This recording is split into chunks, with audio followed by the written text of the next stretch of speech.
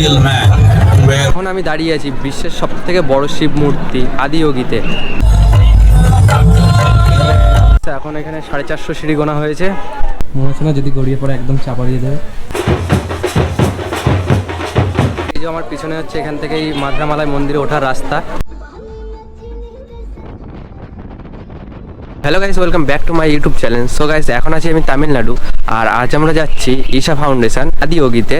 So guys, আমার পিছনে দেখতে পাচ্ছ বাস চলে এসেছে, আর একটু পরেই বাস ছাড়বে, আর আমরা এখান থেকে যাব আদিয়োগী। তার আগে আমরা যাব মাদ্রামালাই। তো এই বাসে আজকে আমরা যাব। তো চলো গাইস, ভিতরটা তোমাদেরকে দেখাই।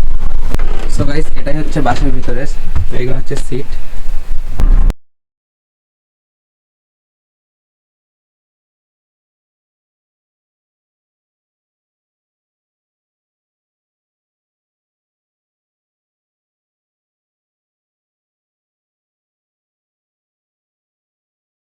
ছিল ঠিক এরকম, আর এটা হচ্ছে বাসের বাইরের লুক। তো দেখতে পাচ্ছ এই সাইডটা এরকম, আর সামনেটা তো আগে দেখেই ফেলেছো।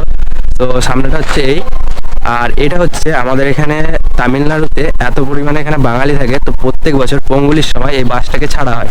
তো পঙ্গুলি মানে আমাদের যেটা বাংলায় হচ্ছে আমরা বলি পৌষ পার্বণ বা পৌষ সংক্রান্তি, সেটা হচ্ছে তামিলরা বলে পঙ্গুলি।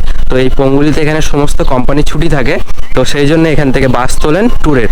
তো এরা হচ্ছে কালী পুজোরও ট্যুর করে। তো এর আগে আমি কালী পুজোর ট্যুরে ঘুরে এসেছি, তার ভিডিওটা আমার চ্যানেলে আছে, যদি না দেখে থাকো তাহলে গিয়ে করতে পারো।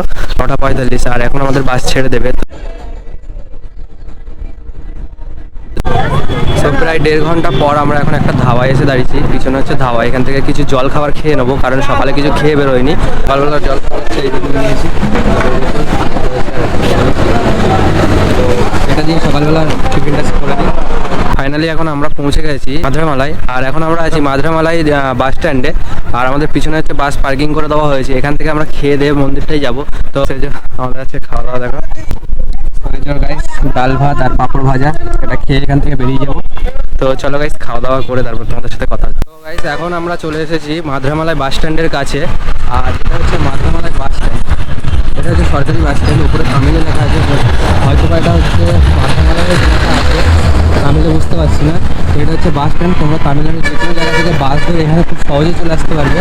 আর এই রাস্তাটা ধরে তোমাদেরকে যেতে হবে মন্দিরের দিকে, তো বাইকে আসবে, এই রাস্তা থেকে তোমাদেরকে উপরে যেতে হবে। তো এখান থেকে হচ্ছে রাস্তা একদম ডাইরেক্ট উপরে মন্দির অবধি উঠে গেছে, আর এই সাইডটা হচ্ছে সে ছাড়ে। এখন বাস নেই, টাইমে টাইমে বাস দেয়, তো বাস ছাড়লে তোমরা এখান থেকে বাসে যেতে পারো। আর এই দিক থেকে পায়ে হেঁটে যেতে হবে। তো চলে গেছে, আমরা যাবো পায়ে হেঁটে, তো এই দিক থেকে সোজা উপরে উঠবো। এই যে আমার পিছনে হচ্ছে এখান থেকেই মাদ্রামালাই মন্দিরে ওঠার রাস্তা, মানে সিঁড়ির রাস্তাটা এটাই। তো এখান থেকে আমরা উপরে উঠবো। তো চলো গাইস, যাওয়া যাবে উপরে। আর এখানে কতটা সিঁড়ি আছে ঠিক আমার জানা নেই, শুনে তোমাদেরকে বলবো যে কতটা এখানে আছে। আর সামনে সব পুজো টুজো দিয়েছে, এখানে পরিবেশটা খুবই সুন্দর, কারণ চারিদিকে গাছপালা, আর মাঝখান থেকে এই সিঁড়ির রাস্তাটা উঠেছে। এই জায়গাটা আমরা দাঁড়িয়ে আছি, আর একটা পাথর দেখলাম, তার আগে একটা মানে এই যে ছোটো ছোটো গ্যাপে গ্যাপে একটা করে মন্দির আছে, আর এই মন্দিরের পাশে পাথরটা দেখলাম আমরা, মনে হচ্ছে না যদি গড়িয়ে পড়ে একদম চাপা দিয়ে দেবে। আর যদি ভালোভাবে দেখো তো মনে হচ্ছে কি এই গাছটার গায়ে কিন্তু পাথরটা বেঁধে আছে, কিন্তু না। সো এরকম ছোটো ছোটো মন্দির করবে গ্যাপে গ্যাপে। তো গাইস, এখন এখানে 450 সিঁড়ি গোনা হয়েছে, আর আমরা একটা জায়গায় এসেছি যেখান থেকে নিচেটা পুরো দেখা যাচ্ছে। এখান থেকে কিন্তু উঠে আসলাম এক্ষুনি, আর এই সাইডটা দেখো গাইস, এই যে নিচ থেকে আমরা এসেছি, মানে এইদিকে নিচ থেকে এসেছি, নিচটা এই যে, আর এইদিকে এখনো পাহাড় আছে, আর আমাদেরকে এখনো এইদিকে উঠতে হবে। 4 মিনিট হয়ে গেছে, ডেট লেখা আছে, তো বাদ বাকি যা আছে সব তামিলে লেখা, আর এখানে ডেটটা হচ্ছে 1987। তো হয়তো এই মন্দিরটা 1987-এ তৈরি হয়েছিল, অথবা খোঁজ করা হয়েছিল এই মন্দিরটার। তো আমরা টোটাল 500 সিঁড়ি গোনা হয়েছে, এখান থেকে এখন উপর দিকে উঠছি। তো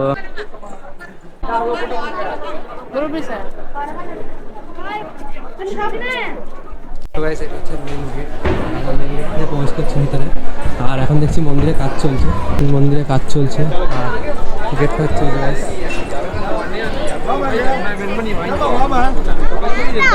এবারে আমরা এখান থেকে চলে যাব, কারণ এখানে এসে দেখছি মন্দিরে কাজ হচ্ছে, আর দেখার কিছু নেই। তো এখান থেকে আমরা বেরিয়ে যাবো। এবার যাবো আমরা হচ্ছে ঈশা মন্দির থেকে লাভার সময় এই জিনিসটা দেখতে পেলাম।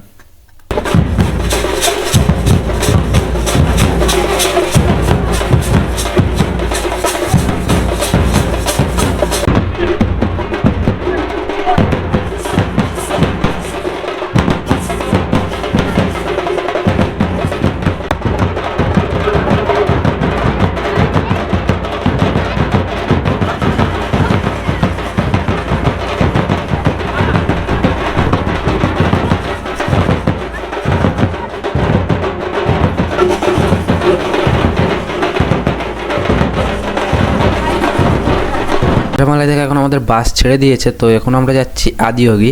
তো চলো ওখানে যাই, একবারে গিয়ে তোমাদের সাথে কথা হচ্ছে।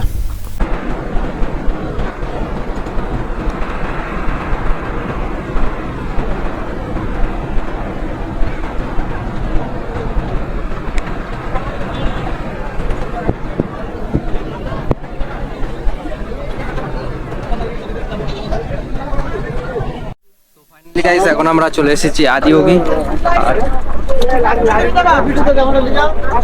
সো গাইস দাঁড়িয়েছি বিশ্বের সব থেকে বড় শিব মূর্তি, যেটা স্টিলের তৈরি, যার ওজন হচ্ছে 500 টন। আর এ হচ্ছে লম্বায় 112 ফুট আর চওড়ায় হচ্ছে 82 ফুট।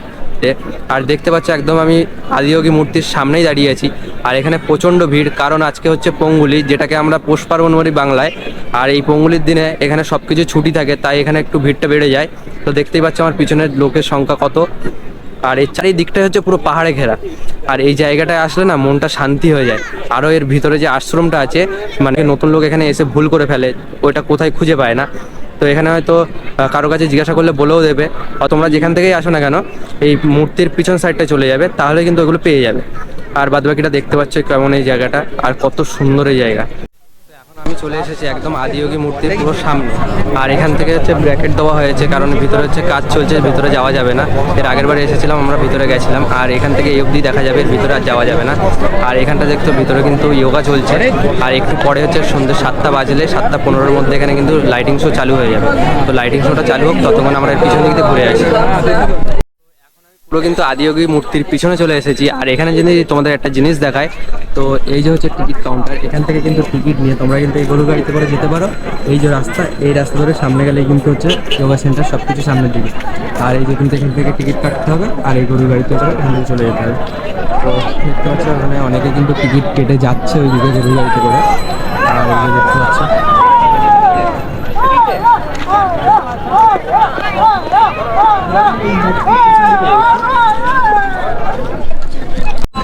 আর সমস্ত সরকারি বাস কিন্তু একদম আদিয়োগী মূর্তির পিছন থেকে যাওয়া আসা করে। তো এই যে দেখতেই পাচ্ছ এগুলো হচ্ছে কিন্তু সব সরকারি বাস। আর কিছু কিছু টুরিস্ট বাস এখান থেকে ঢুকতে দেয়, আর বাদ বাকি সব কিন্তু এখান থেকে সরকারি বাস যায় এখান পুরো একদম আদিয়োগী মূর্তির পিছন দিকে। আর এদিকে দেখতে পাচ্ছেন তো এটা যাওয়া একদম উচিত নয়, কারণ কারো কষ্ট দিয়ে আমরা কিন্তু এই রাস্তা ধরে হাঁটতে হাঁটতে চলে এসেছি প্রায় সামনে। আর এইদিকে দেখতে পাচ্ছি সবাই কিন্তু এই রাস্তা ধরে হেঁটে সামনে যাচ্ছে। আর এখানে একটা জিনিস দেখলাম, সন্ধে হলেই কিন্তু এই রাস্তার সাইড থেকে স্পিকার লাগানো আছে, যেখানে হচ্ছে কিন্তু শম্ভু শম্ভু গান চলছে। আর আমরা কিন্তু মেন জায়গায় চলে এসেছি। আর চলে এসেছি একদম মেন গেটের ধারে। আর এই গেটের ভিতরেই হচ্ছে কিন্তু যোগা সেন্টার। আর এর মধ্যে ক্যামেরা, ফোন কিছুই অ্যালাউ নেই। এখানে পাশে কাউন্টার আছে, তোমরা পারলে ওখানে 10 টাকা কিংবা 5 টাকার বিনিময়ে ওখানে জমা করে রেখে যেতে পারে।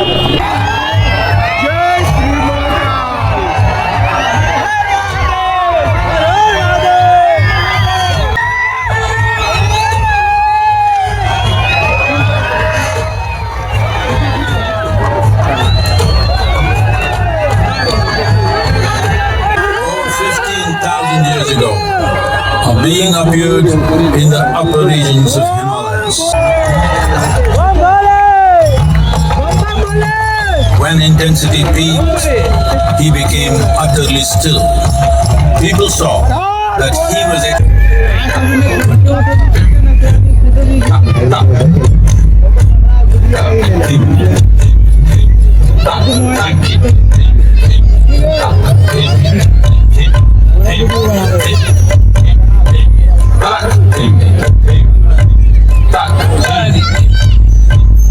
Devi Parvati, seeing Adiyogi reveling in ecstatic states, said, I want to have what you have. Show me the way.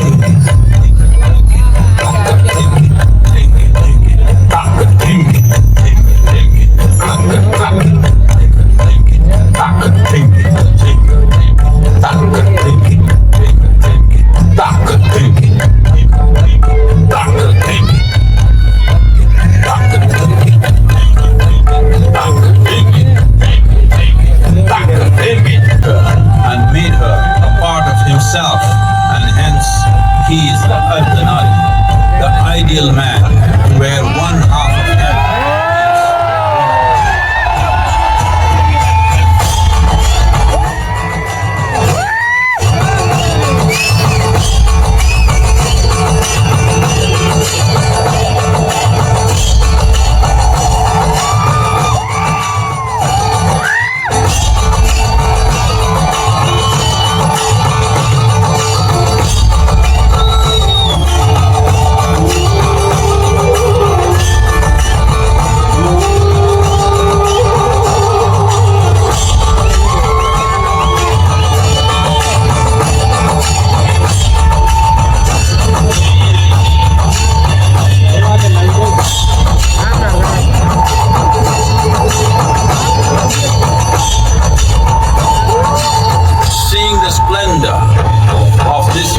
ancient union, Khanas, his constant companions, asked, "What about us?" Adiyogi said, "Just drink of me," which drove them into intoxicated raptures.